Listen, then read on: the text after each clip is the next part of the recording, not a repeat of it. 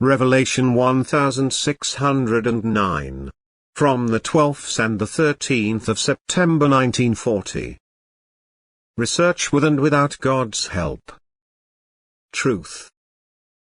The only possibility of a complete clarification is rejected by the rational researcher on the grounds that no guarantee of truth can be offered for solutions obtained in this way.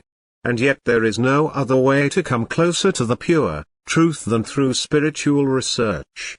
The earthly scientist can produce evidence down to the smallest detail. He will still be mistaken as long as he is untrustworthy and considers himself capable of solving spiritual problems. And therefore the results of those who research in this way differ greatly, just as they also differ in their attitude towards God. And those who approach the investigation of such spiritual problems with God's help will always be able to represent their views with conviction. But those who believe they don't need God's help for it will be and remain mistaken.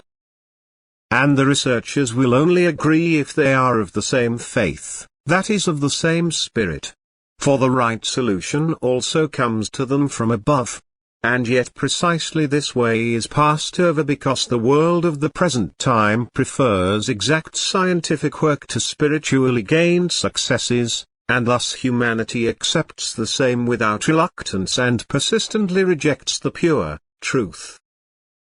And a process of unheard of importance, the working of the Divine Spirit, remains unrecognized and unused, and only a few believers draw their knowledge from it, and yet only these alone stand in truth, for they accept what God Himself offers them, the pure, unadulterated divine teaching, the pure Word of God, and thus fullest enlightenment about everything that divine creation holds, while intellectually acquired knowledge, despite alleged evidence, is very incomplete and will never completely satisfy.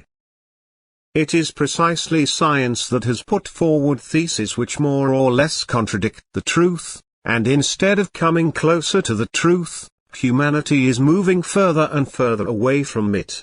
And where the truth is to be found, the human will builds itself an insurmountable barrier. Man refuses to research in this way and now all the more makes use of intellectual thinking in order to find an explanation he likes for the emergence of spiritual results. It is therefore impossible to spread the pure truth through scientific research. Even those researchers who, in deep faith, would like to bring other, that is truthful, results to the general public, will meet with fierce resistance and be fought by their opponents who only let their own intellect speak and completely exclude God's activity. Such results have no value whatsoever and yet are considered the only valuable ones, and thus the human being's thinking is completely deformed, for he draws his conclusions and inferences from erroneous teachings and thus enters ever further into erroneous thinking. Pure truth can only be received where deepest faith has requested God's blessing for every spiritual work. These alone walk in truth, for they have been instructed by the eternal truth itself. Such a person can never ever be in error, for God Himself protects him from it if the person has placed himself in God's care through his prayer. Hence the core of truth will always and forever be God Himself, and everything started with God will correspond to the truth, yet without God there will be no guarantee for it, no matter how eagerly the human being intellectually tries to substantiate what he claims. His opinion will deviate considerably from that of the person who submits himself to God, because their results originate from different sources and only the divine source can emanate the truth, since God is the truth Himself. Amen.